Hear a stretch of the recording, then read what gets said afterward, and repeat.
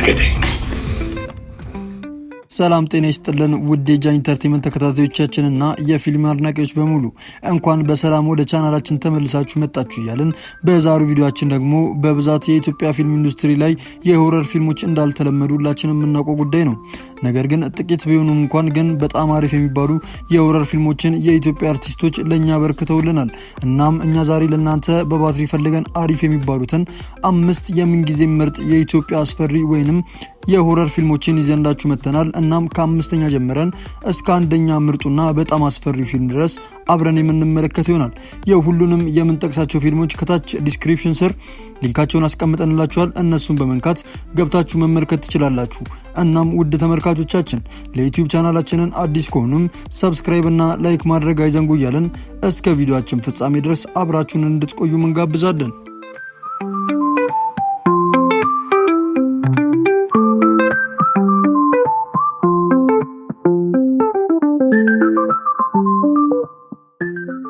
አምስተኛም የመረቀው ምሽት። ይህ ፊልም ከሁሉም ቀደምት የሆረር ትዕይንትን ወደ ኢትዮጵያ ያስተዋወቀ በጊዜው እጅግ በጣም አድናቆትን ያተረፈ ሲሆን እስካሁን ድረስም በብዙሃን አፍ ላይ ሲጠቀስ ይሰማል። ፊልሙ እንደዚህ ነው የሚጀምረው።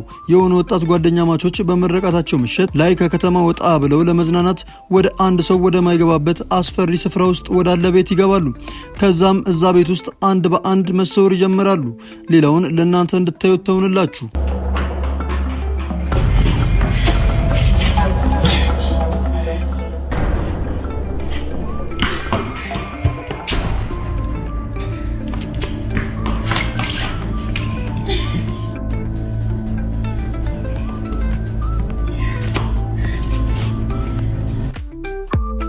አራተኛም ወደ ገደለው።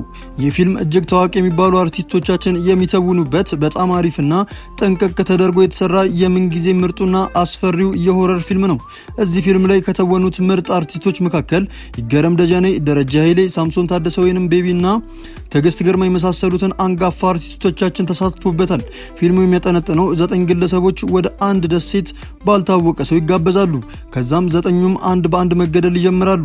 ከዛም ደሴት መውጫ ምንም መንገድ የላቸውም። በቁራኛ እየተያዩ እርስ በርሳቸው ላይ ሴራ ማሴር ይጀምራሉ። ብቻ እስከዚህ ከነገርኳችሁ በቂ ነው። ፊልሙን ለእናንተ ተውኩላችሁ።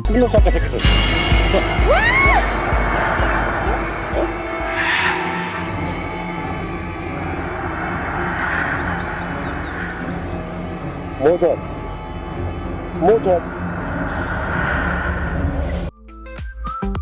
ሶስተኛም ስርየት። ይህ ፊልም የመጀመሪያው የኢትዮጵያ አስፈሪ የሆረር ይዘትን ለማህበረሰባችን ያስመለከተናም ሆረር የሚለውን ኮንሴፕት ያስተዋወቀ የመጀመሪያው የኢትዮጵያ የሆረር ፊልም ነው። ስለዚህ ፊልም መቼስ ምንም አልላችሁም። ሁላችንም ግፋቢል አንዴ ወይንም ሁለቴ ሳናየው አልቀረንም።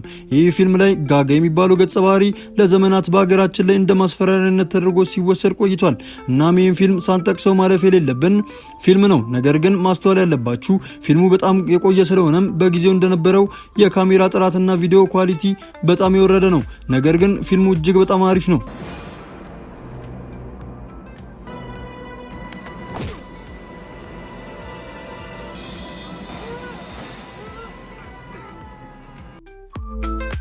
ሁለተኛ ማን ያዟል። ይህ ፊልም በቅርቡ የወጣ የሀገራችን አስፈሪ ሆረር ፊልም ሲሆን እዚህ ፊልም ላይ ተወዳጅነትንና አድናቆትን ያተረፉት ልክ እንደነ ካሳሁን ፍስሐ ወይንም ማንዴላ እነ አማኑኤል ሀብታሙ የመሳሰሉ በሙያቸው በደንብ የሚታወቁ ምርጥ አርቲስቶች ተወነውበታል።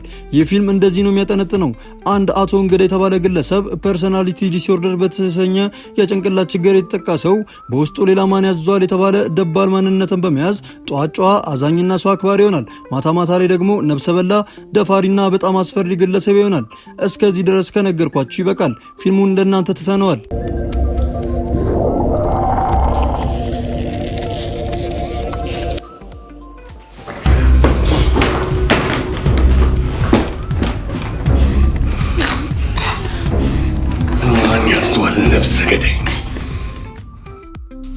አንደኛም ዘውድና ጎፈር ቁጥር 2።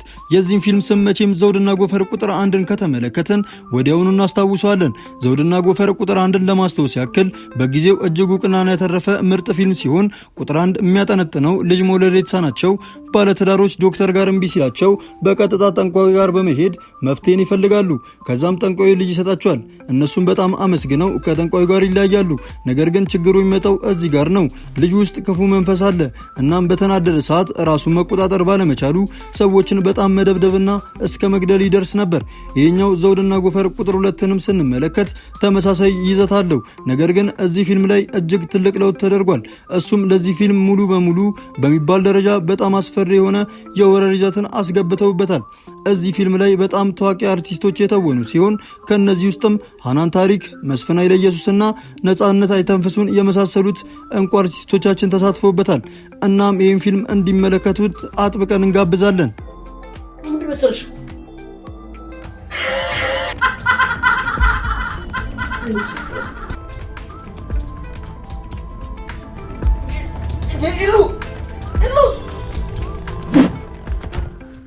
ውድ ተመልካቾቻችን እስከ ቪዲዮአችን ፍጻሜ ድረስ ስለተከታተላችሁን እያመሰገንን በቀጣይ እንደዚህ ጠቃሚ አስተማሪና አዝናኝ ቪዲዮዎችን ስለቅ ወደ እናንተ እንዲደርስ ሰብስክራይብ በማድረግ ቤተሰብ እንዲሆኑ እንጋብዛለን።